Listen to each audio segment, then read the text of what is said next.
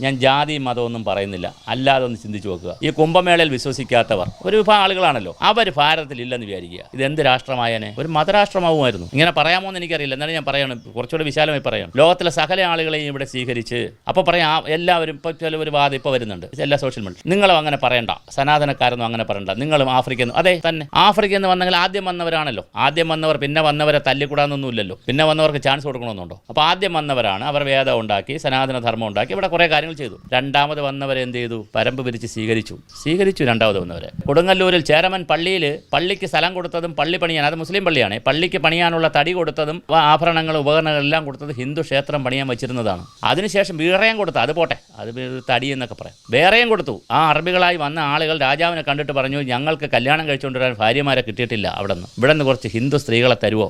രാജാവ് രാജസദസ്സ് വിളിച്ച് ഹിന്ദുക്കളായ ബ്രാഹ്മണനെയും നായരെയും ഈഴവരെയും തുടങ്ങിയ സ്ത്രീകളെ വിളിച്ച് നിങ്ങൾ പോയി കല്യാണം കഴിക്കണമെന്ന് പറഞ്ഞാൽ അറബികൾക്ക് കല്യാണം കഴിച്ചു കൊടുത്തന്നേ.